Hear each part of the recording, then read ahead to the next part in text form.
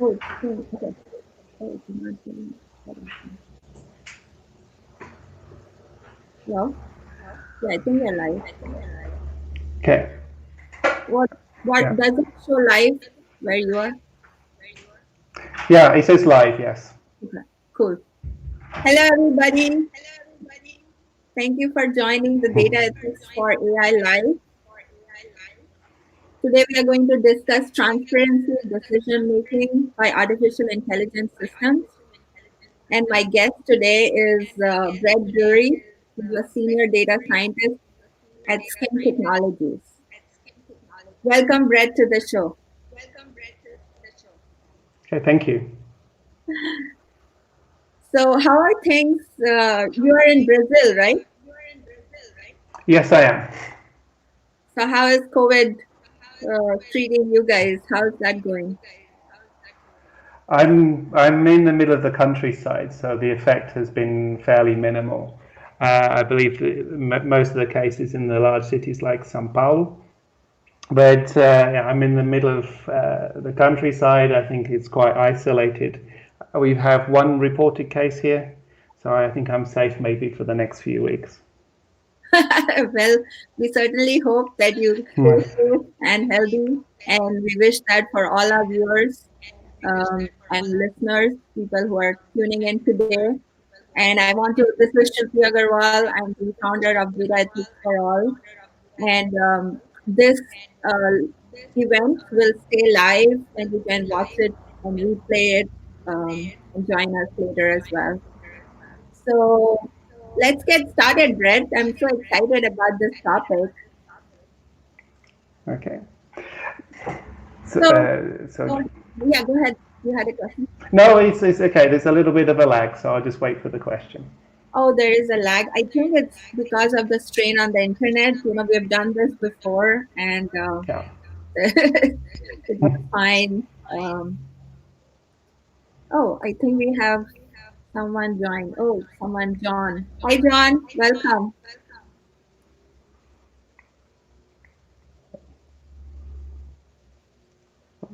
So, for our viewers, let's lay the land, Brett. Like, what exactly is artificial intelligence? What does it mean to you as a data scientist? Uh, it's difficult to say because artificial intelligence, I believe, means different things to different people. And the artificial intelligence we see in the science fiction movies, we're a long, long way away from it. And this is what we call strong artificial intelligence. So at the moment, I think a more accurate thing, what we're doing is data-driven programming. So we learn from data, we build Yeah. models, and we make inferences. And what's been the explosion in the last few years is cheap computing power. That's allowed neural networks, which have been around for a very, very long time, and even what we call convolutional neural networks, which people call deep learning. They were around also for quite a long time. They were ignored. But with the availability of cheap computing power, it allows us to work with very large data sets and make quite good inferences, although the systems are actually quite dumb. It's the power of data. So I think about 10 years ago, there was a very influential article called The Unreasonableness of Data, which suggested that it's not the machine learning technique that you use, it's the quantity of data. So although I think we're at the very, very beginning, and I believe in a thing called materialism, where I think eventually, long after I'm dead, is that we'll be able to have proper artificially intelligent systems where they'll be indistinguishable from human beings. So I think Blade Wow. Runner, which everybody has probably seen, is possibly a good guess at what the future is going to be, unless, and this is where it's important, what you're doing is we have some ethics where we stop development in certain things, or at least have accountability. Yeah, thank you. And that's a scary thought. Like what we see in science fiction is, the future is going to look like that, where humans cannot be differentiated by robots or artificial intelligence. Like it's going to be one and same, and we are going to rely more and more on these systems to make the decisions for us. Then definitely the morality and ethics. plays a very important role in how we train that data on the model, like what kind of data we have on the model that we use to train it. Yeah. So Uh, go ahead. just to add, it's also what we use it for as well.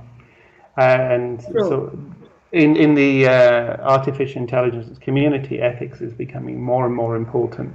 And I was fortunate to see Stuart Russell Ishkai in 2018 in Australia, and he's one of the fathers of artificial intelligence, and he is pushing ethical and ethics quite strongly. And what he's talking about is the military applications of artificial intelligence. At least the talk that I saw. Cool. So when we talk about artificial intelligence, it's like basically encompasses three things: the data, the model, and the predictions, right? Yeah. So do you think artificial intelligence systems are capable of making ethical, moral decisions on their own? It will obviously be the way they're designed, and I think that they should be making ethical decisions. Maybe a controversial thing. As we see in the current crisis, we have in hospitals medics essentially playing God, who survives, who gets the respirators. Yeah. And I know that's certainly something I couldn't do. I could not make a dispassionate judgment about who survives and who doesn't. Yeah. And part of my PhD was looking into CEOs. And what we find is that a lot of successful leaders have a mental profile which is similar to psychopaths, where they can make dispassionate decisions. And this is why I would prefer a machine to make ethical decisions, because it has no nepotism. It doesn't. It's not swayed by emotions. It can't be bribed. And to have a dispassionate machine making ethical decisions, I think, is a way to go. Although simply abdicating our decisions to machines is not good enough, and there's certain things that the machine should be able to do. And that's why I'm interested in transparency of how these things make decisions, because the problem is that a lot of decision making by human beings is biased. Yeah. Where and if we put that into machine, all we're doing is encoding our biases into a machine. True. And the example that I can think of is to do with predictive policing in the United States. And what they actually used was arrest data to help predict where crimes were going to take place. Now, unfortunately, the arrest data is biased against African Americans. So Mhm. what happens was that the model predominantly sent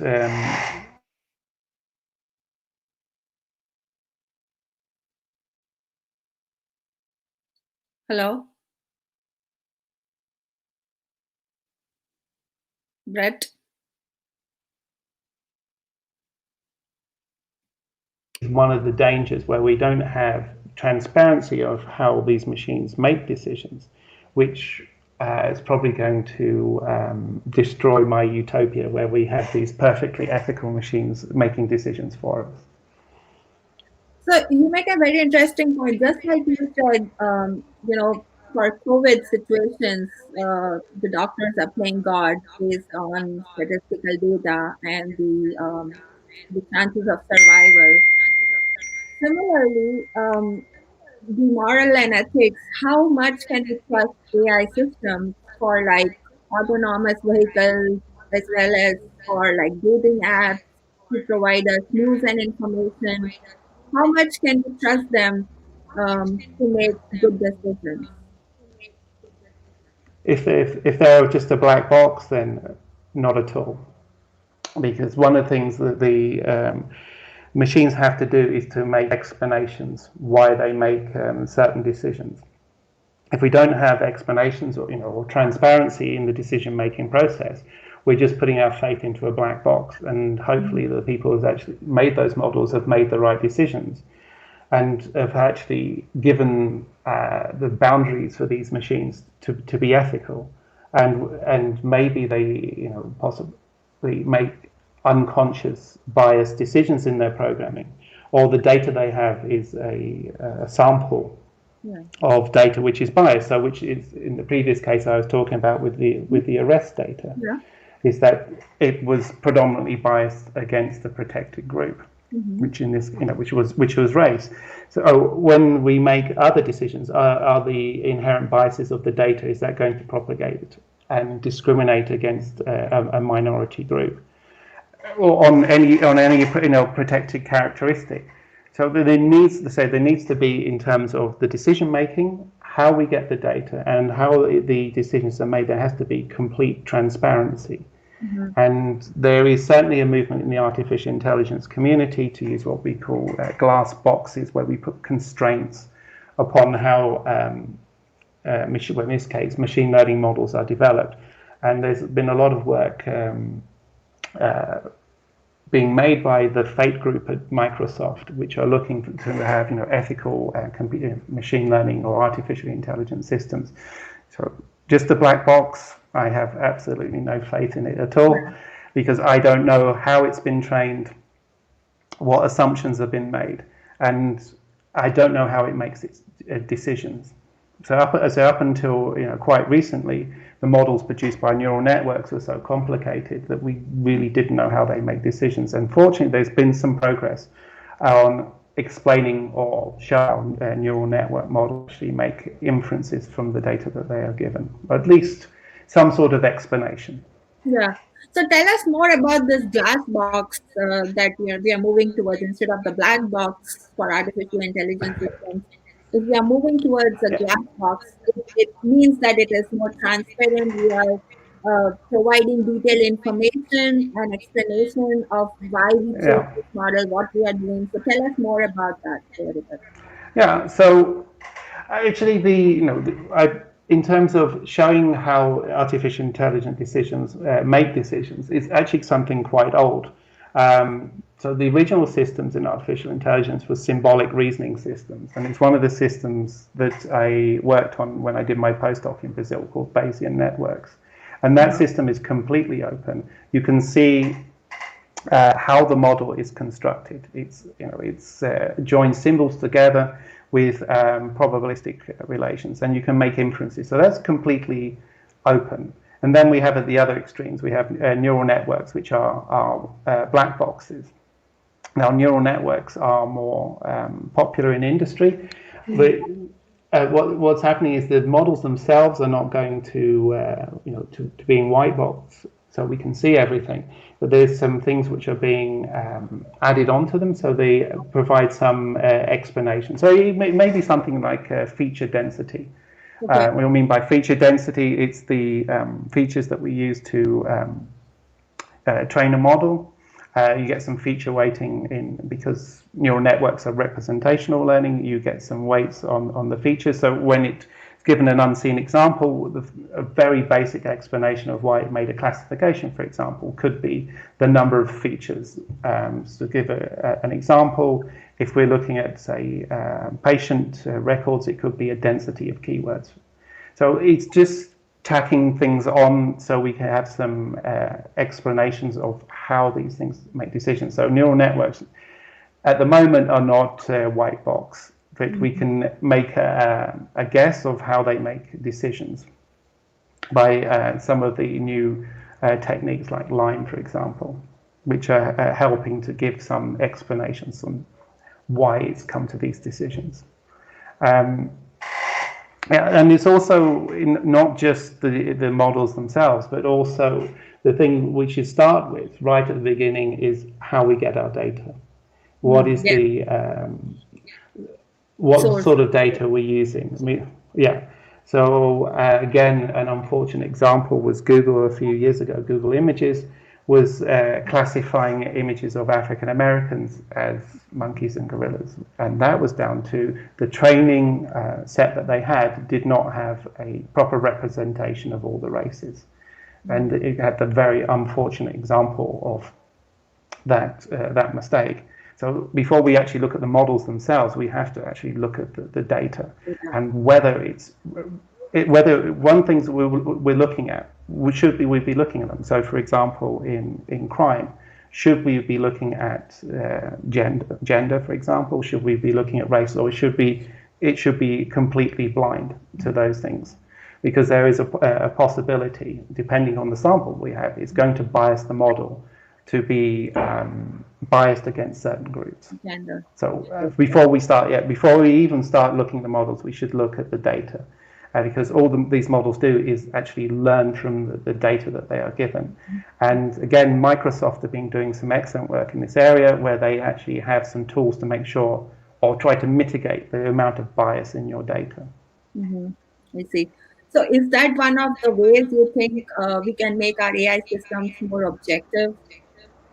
Yeah, it's the start, and I think before we look for technological solutions, I think we should look at social solutions. And before any company starts on a project that has some moral implications, I personally think there should be an ethical board. It may be some people from ethics or philosophers who will guide the team, because although my expertise is in computer science, and I take an interest in ethics, I'm not an expert, if you can say you compare someone who's been training all their life in that area. So we need, as engineers, we need guidance from people who are skilled in the area of ethics.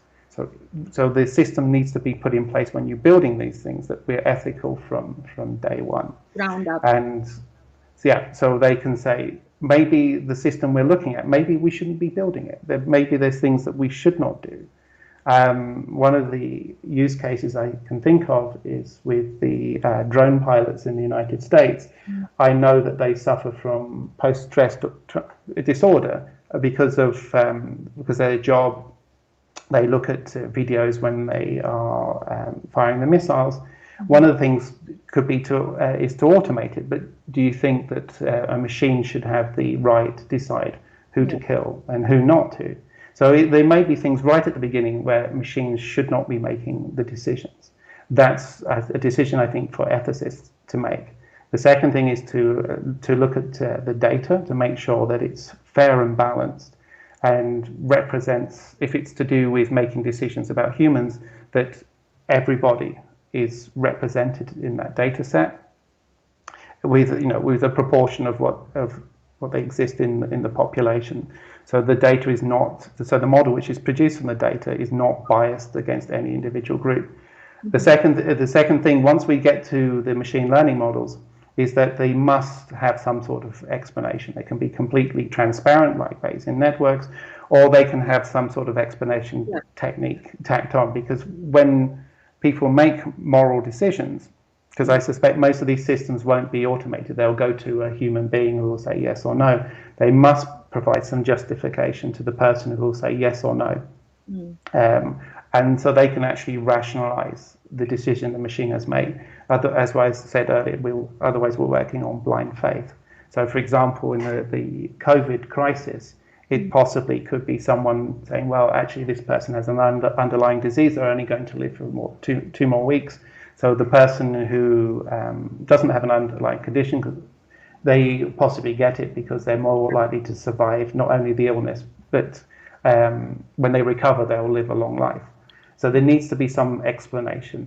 And although I said at the beginning that I wouldn't mind machines making completely autonomous ethical decisions, I think in the near future it will be informing human beings. And if that's the case, they must provide explanations. True. And in the same part that you're saying for drones, it's the same for um, the automobile industry as well as the airlines industry, where today's the systems are so advanced. They can do they can put the airplane on autopilot and they can do all the tasks. And yet we Yeah. used to have the landing and the takeoff done manually, because that is the most critical where human expertise is required. So I see a Yeah. point. Even when intelligent artificial systems are able to make decisions, we shouldn't let them make all the decisions for us and keep the most important, either expertise or moral decisions left for humans to make. Yeah, yeah. It also depends upon the speed of the decision. So if we're using automated autonomous cars, I don't think there will be a time to actually inform the driver to do something. And this comes back to a basic problem in philosophy called the trolley problem.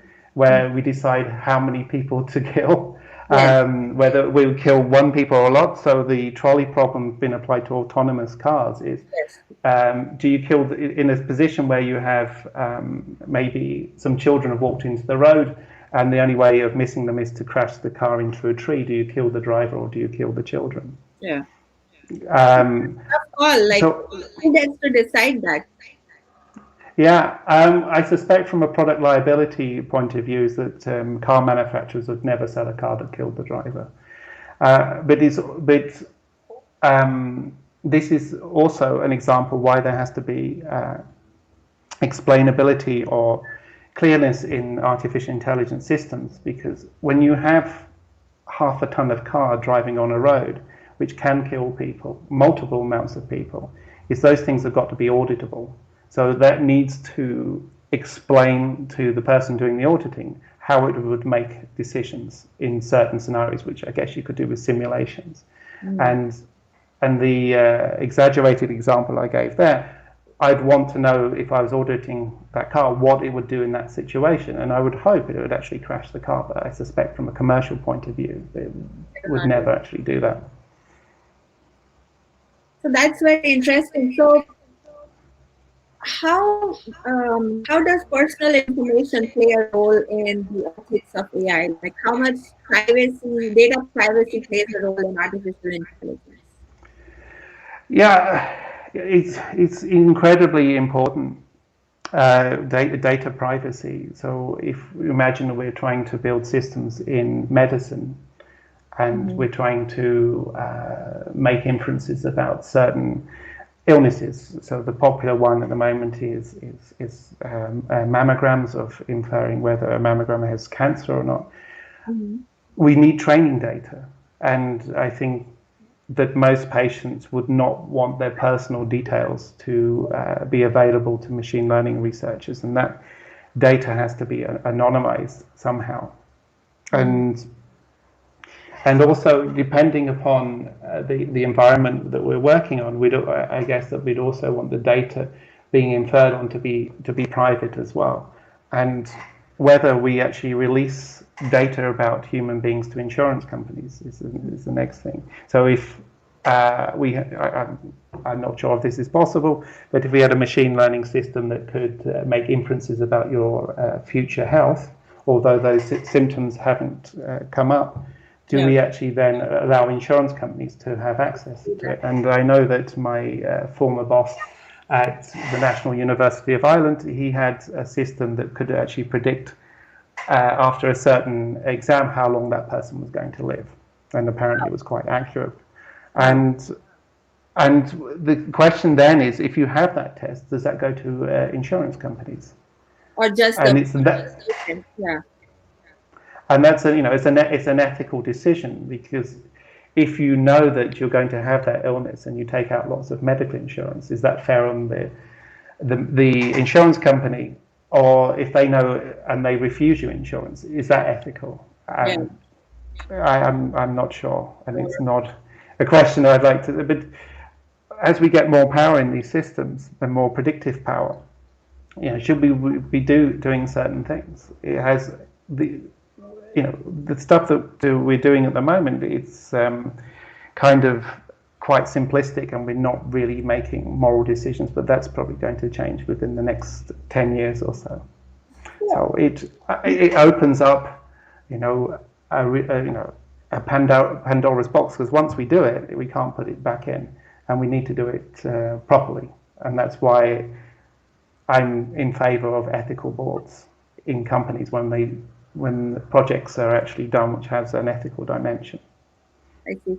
Yeah, so this is a very interesting debate where, as a data scientist, you are saying, I don't know what the answer to that is. And you would be like, people like you, data scientists, are the ones who are responsible for training these models and then making sure that the predictions, the outcomes are favorable, right? So if you are not Yeah, sure what the model should be or what the prediction should be for that scenario, then yes, ethical board is one way where we can have a debate on this and decide which way we want to go, what is the right thing to do. But for now, this is a this is up in the air. Data scientists wouldn't know, right? I mean, what is the right thing to do Yeah, today?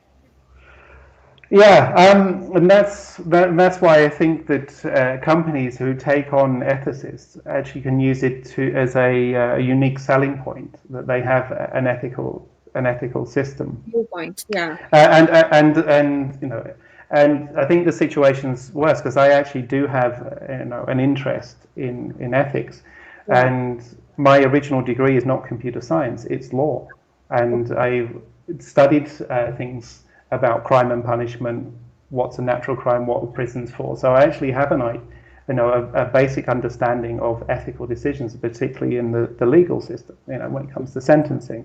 Yeah. Most people who've trained as straight computer scientists are not going to be exposed to that sort of training, and possibly that's a gap in our education. And if you're going into this field, maybe universities should be looking at having options on ethics and morality to inform the next generation of engineers. So I think people of my age, we can get away with it.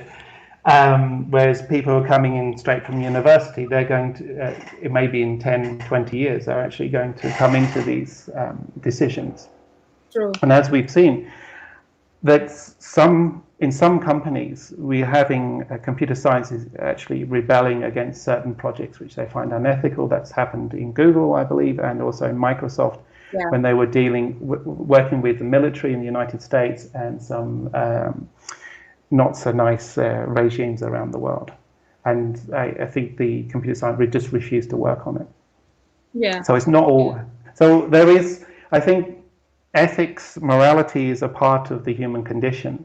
And although I may be clumsy at explaining what I think a moral system looks like, if I'm working on one, I probably have a good feeling if it's moral or not. And I think that's been shown by engineers saying, no, I'm not going to work on this. No, of course. Yeah, no, I think you make a great point because your background, because you have this diverse background and you are rooted in ethics, you are definitely making sound decisions. But for the point of discussion, we were discussing that, it's as a data scientist who doesn't have formal education or expertise in legal or philosophy, it's harder for them to come up with what's right and what, like morally we know as a person, but as a society, have you come up with a unique point of view which is agreeable to everybody involved that this is fair and this is the just Yeah. outcome?